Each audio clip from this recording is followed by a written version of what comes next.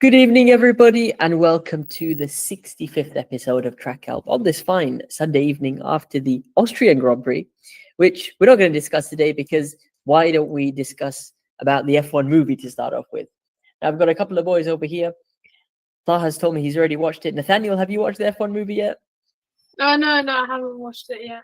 Okay, well, we're not going to go over any major spoilers, but I'm going to come to Taha in a moment. From my opinion, wow, it's quite the movie. Obviously, it's Hollywood, so they're going to have to do their best to keep it fairly unrealistic, which means more entertaining. Some wild crashes in there, some wild story plot, and the racing. It's not going to be as you see in real life. Some of the tactics they use and all. What do you think about the movie, Taha? I think the movie was pretty good. It was a good plot, especially the actors were good, like Brad Pitt, really good actor. It does kind of reflect on Formula One, but at the same time, it's definitely Hollywood. Like, yeah. Yeah, I think from a completely layman's point of view who's never seen F1, it explains pretty well, right? And in a simplified way, and it keeps it entertaining as well. To be fair, I did love the opening scene. I love the scene at Silverstone when they were preparing the grid as well. That was really felt like you were there. And I mean, I love the Moneyball movie. So Brad Pitt, of course, coming back to this many years later. It was nice to see him there. Let's get over to some footage for today. We just got Theodore, who submitted from SFI in Greece. And then we've got also Nathaniel, who's put in some from Club 100, straight into Nathaniel's Club 100 footage, which is finally from Bayford Meadows. I remember, Nathaniel, we were actually preparing an analysis for this before you did your round. So talk us through this footage that you submitted, when it was, and obviously how it overall went. It was on 31st of May, quite a long time ago. The main round was moved, the other one, but last minute, like, someone cancelled, so there was a space. But I still have to put that video up. I went last week. So they cancelled from the main race or just the practice? The main championship, the other one, last okay. Right. And you did that round? I did that round as well. Amazing. Overall, how was your position? Being a wild card in that race? Yeah, it wasn't last. I wasn't pushing hard enough. I just didn't want to make the scene, to be honest. So, yeah, I should have. Was that at Bayford Meadows as well? That was at Rising. Okay. So another new track that you've done. Yeah. Gotcha. What we'll do today is hopefully focus on the Bayford Meadow footage. Now, I understand this was during a practice session, or was this the whole lot you've recorded? So my camera died on the last race. So there was a 20-minute practice / qualifying, and then it was 2 20-minute races, I think. Okay. And what are we watching here? The practice and then the qualifying, or practice quali race? It's practice and qualifying and race video, but this session is qualifying. Now, we went over a few things cornering wise. Were you able to translate that into the actual session, or what was your approach, especially in practice when you're trying new things out? Yeah, I mean, I think I wasn't pushing enough, to be honest. I just didn't spin, but I should have made later and stuff like that. And I look back. Yeah, it's good to be honest with yourself, especially after you do a race, because there's going to be some good things that you did. There's going to be other things which you need to improve on for next time. And when it comes to pushing, you got to identify, was it overall during all three sectors? Was it one sector in particular? I mean, what did you find that you could have pushed more? The corner that's just coming up, I couldn't really, this one right here, I couldn't really get right because I felt like the cart just didn't want to turn left. Like one of the carts I got. So maybe I just have to kind of flick the steering more or something. And this corner.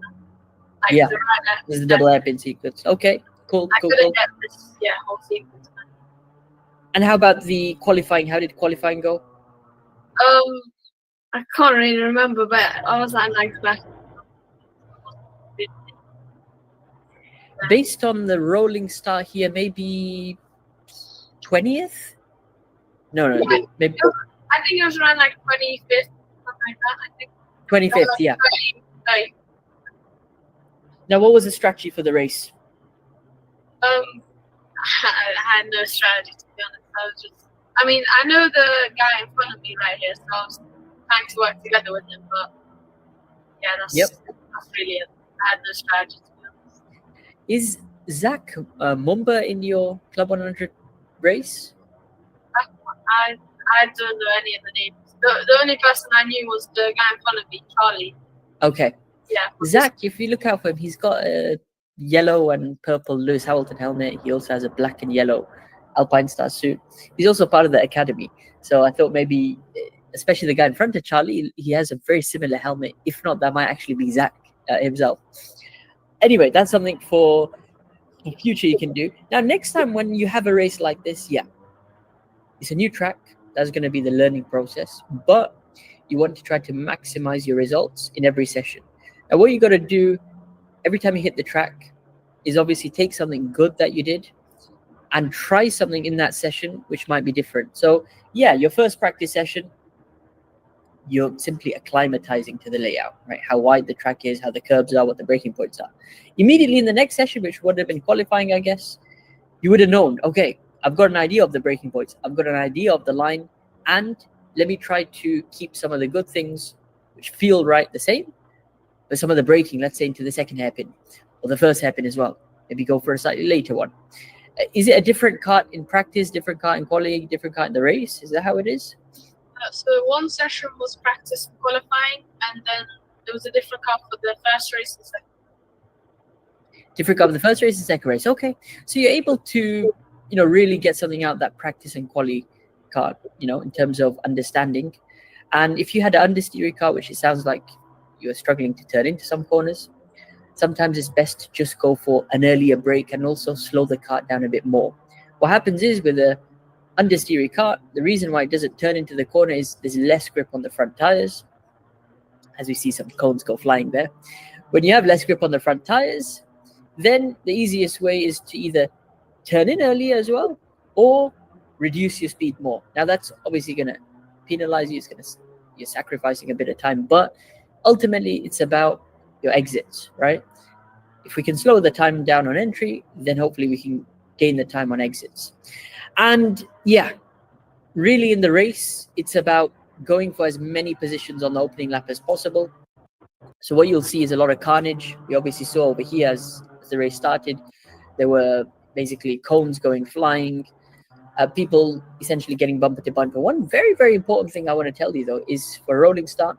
Yeah, I should have got closer to him. Much closer. And especially when you're at the back, what you need to do is actually get on the guy's bumper and put full gas, right? And it's fine, because what that's going to do is just force him to go forward. That's what I do. Whenever I'm not first in the rolling start, the guy in front of me, I'm on his bumper, I'm putting my foot all the way down, and then it's those in front who will control the speed. So don't worry, about being on his bumper and putting your foot on the gas. It's fine. You're just going to push him forward. He's going to go into the guy in front, etc., etc., etc. It's a domino effect, and you'll eventually bump the leader in front. You have to do that to be in the best attacking position when it comes to the opening corner or the opening couple of turns. I'm just watching the guy on the left. Watch this guy in the black suit, white helmet. He gets on the bumper, anticipates the start. I think as soon as he goes green, you're allowed to overtake. Is that correct? Over the line. So I don't know what he was kind of. I was going to say, you got to obey the tram lines, right? You got to stay in two lines. There were no tram lines here, but they said kind of, think about it. You got to think, well, they got to be more clear in the briefing. Generally, you're not allowed to jump out of the queue that quickly. But anyway, he did, and he gained a couple of places around the outside. Yeah, I was just back up. I wasn't really trying to focus on base and others and stuff. I was just trying to focus on club on the move. Yeah. I'm not sure if kind of controlling the car if I should brake later, be more aggressive, because the people in here are quite aggressive. So I wasn't sure. For example, this guy, should I have pushed him out more in this corner? It's a really good point. Look, overall, whenever you have the rental car chassis, which is what you're driving, the standard of driving, I'm sorry to say, it's going to be very, very aggressive. And especially when you get closer to the top, right? But the difference is the top drivers have such a subtle way of doing, a bit of bumping here, a full send dive bomb, anticipating a switchback. And at the end of the day, that aggression, which is on the limit of not getting a penalty, right? Because if everyone's aggressive and they're bumping around, they'll get penalties. But there's a way to be aggressive where you're making positions up, but you're staying within the rules. And then the race director is not going to, see you after the race. And for me, in my personal experience, it took me a while to learn that racecraft and driving style, getting aggressive. Now, how did I ultimately get to that stage and obviously still working on is simply having that mindset in the first place. Okay, when I approach this race now, I'm going to go full send, right? Now for next time, you could have been a lot more aggressive just by watching your footage back, right? These are ongoing improvements you got to do. And look, unless you find that level of aggression, you'll never know what it is. So I'd encourage you to brake a bit later. Go for that move which you might not normally go for. And sometimes it'll pay off. You'll take a position and good job to you. Sometimes, you might get the door closed on you. And then okay, I'm not going to try that again. It's all about trying things. What you don't want to do is get in the habit of being too kind to people on track, trying to obey the rules, which of course, they say in the briefing, but if you look at lap 1, I don't think many people are obeying rules. They're just going elbows out, sending it down the insides. So if that's the standard of racing, you got to match that. Nice anticipation for double overtake move around the outside. This is the stuff we're talking about. This is really, really nice. If you notice, you take a wide entry, anticipate there to be a gap on the exit, which is at the outside, and then you've overtaken Charlie and the guy in the blue and black suit. So stuff like that. Being proactive, right? And now what you got to do when you gain those places, you got to run with it. Normally, if there's somebody in front, that's where you try to lock onto as a target. I'm going to catch him. I'm going to use him as a reference for my lines.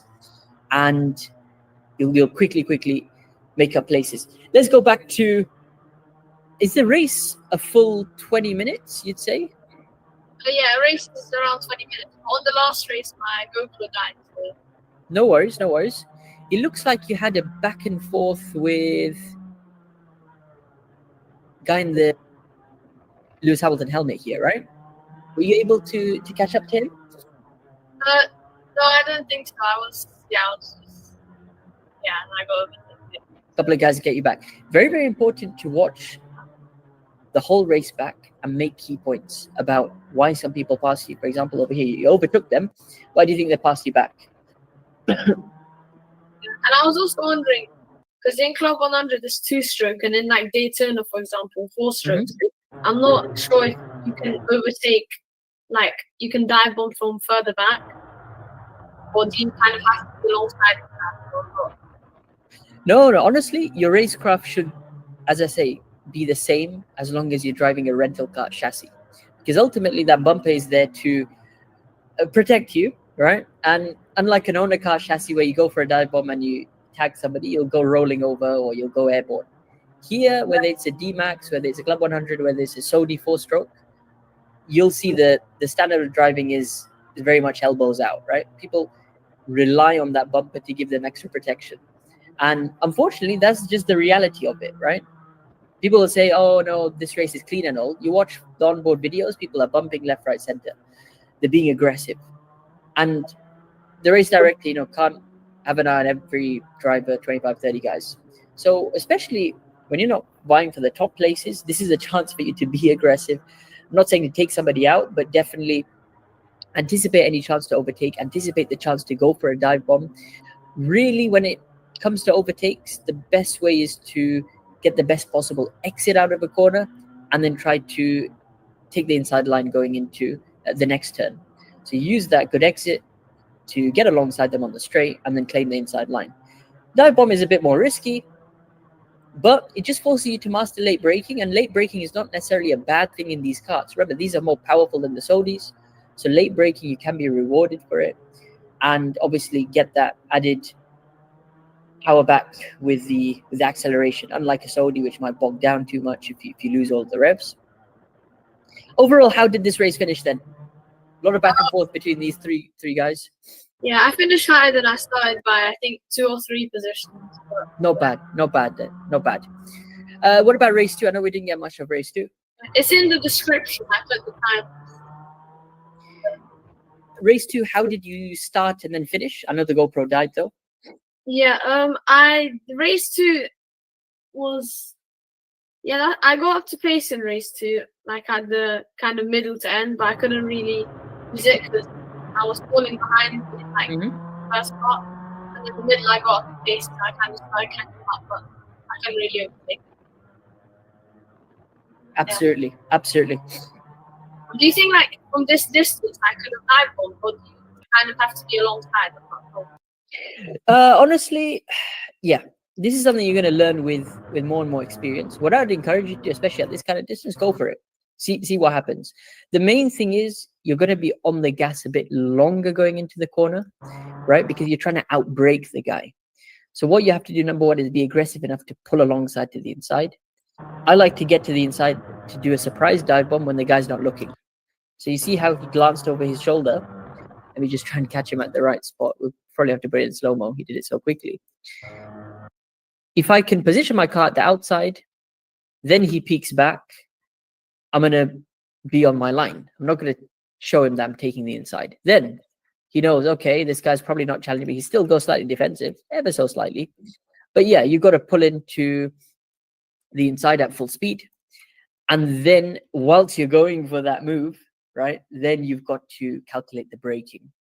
And that's where you've got to be hard on the brakes and carry the brakes all the way to the apex, right? The later you brake, the later you're going to have to carry the brakes into the corner.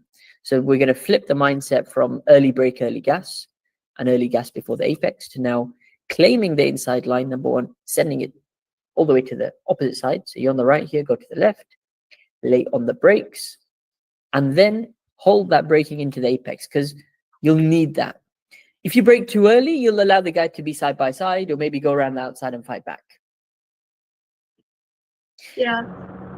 So I think overall, Nathaniel, is just about doing all of these races as you're doing, but now having the mindset that, okay, I'm going to try some different things next time.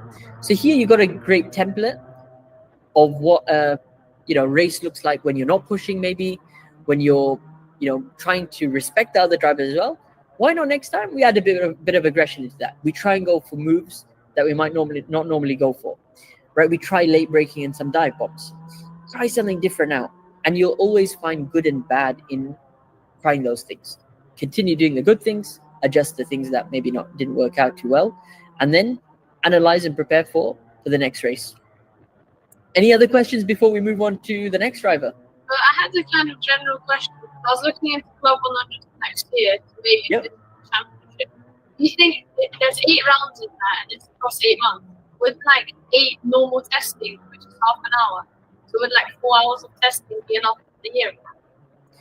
Honestly, yeah. And I think a lot of these tracks you would have done already this season. Is that correct? Or they're all going to be new tracks?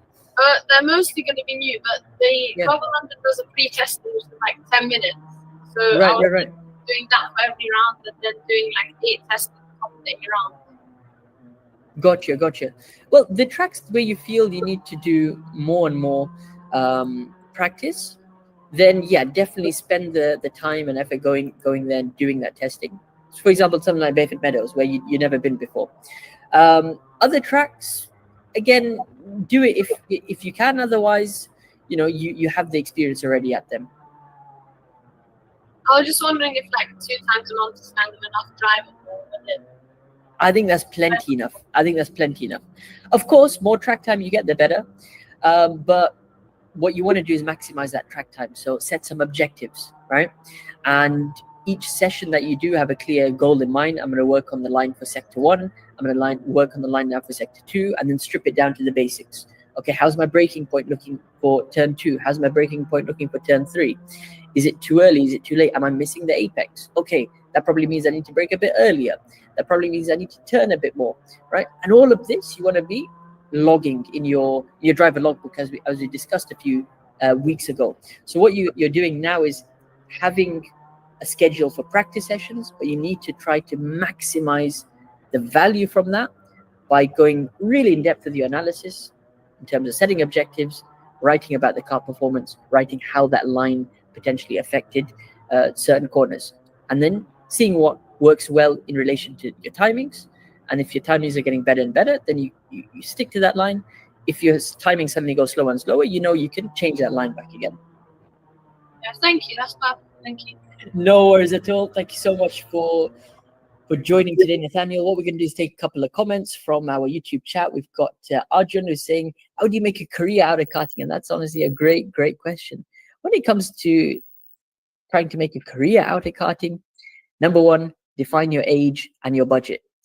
Frankly speaking, when it comes to karting, if you've never done it before, head over to your local karting track and just get some laps and track time in. That's what I did. That's what all the other drivers on the academy have done. We all have to have a starting point. Now, once you establish a regular practice schedule, because track time is king, you need to do more and more sessions to get faster. Then you can look to go into some kind of competitions, right? Ultimately, there's practice which you can do for best lap time, and there's practice you're going to do for racecraft, which is overtaking, defending in a race environment. So it's all about getting a combination of some fundamentals, first of all, when you just get started out, applying those skills at a competition, and then looking to do higher level races, right? Whether it's high level rental car competitions, high level owner kart races, where you can obviously buy your kart and go more pro. The bottom line is a lot of investment is required. So if you have the time, if you've got the money to do at least some kind of a weekly program, then you can make your learning process very, very fast. I'd say within 6 months, you can be at a very, very good level. So two things: define your age, define your budget, then you can go from there. And what I do recommend you and other drivers to do is book a free driver development call with me. So we'll make a plan with you. I'll advise you on what steps to do based on your situation, and ultimately how you can go faster on track and what kind of time frame we're looking at. What we're going to do is announce something special, which has been in the works for a couple of months now, and is going to be the KTips X GP89 collaboration. I cannot wait to go and meet George. George is the biggest go-karting YouTuber in Greece. He's the karting guy, and we're going to be not only partnering up in a 3-hour and 7-hour duos endurance race, we're also going to be doing many of the popular tracks in Athens next week. And we've very, very kindly been invited by PRT Motorsports, which is the #1 owner kart team in Greece, to come and do a full track day. Now, that's going to include a series of challenges between myself and George to find the fastest driver, starting off in the sim, and then where we're learning the track, and then obviously going out on track and doing some, I believe, Rotax Senior Max driving. Otherwise, if they have a surprise for us to do some kind of shifters or DD2s, that take it to the next level. Nonetheless, SFI in an owner kart is incredible. You can just see a bit of footage over here in the back from PRT Motorsports. Very, very huge thanks to Go Kart Bolan as well. They're the ones that organized us to partner up in the 3 and 7-hour races. So what we're going to do is document a whole load of footage from this race, bring it to you guys on both of our channels, GP89 and on KTips. And we look forward to making some awesome content for you guys. We got Ishpal over here saying, what was the site for Zoom? Been a long time. Join his Zoom. It's actually on the KTips Academy. So I'm going to put up the live link over here for you guys. It's free to join. Head over to the Academy. I'm going to grant you admission every week at 6 p.m. GMT. We've got the weekly track help session. Now, track help, just to give you a snippet, works something like this, where we've got drivers who post their footage and a quick description of what they want help to, number one, to get reviewed, questions to be asked. We were waiting for Theodore, who is actually coincidentally from Greece. He's got footage of SFI. I don't think he could make it today, which means we're going to round off nice and early. Until next week at 6 p.m. GMT, guys, we will see you all then. Take care, everyone. Good night.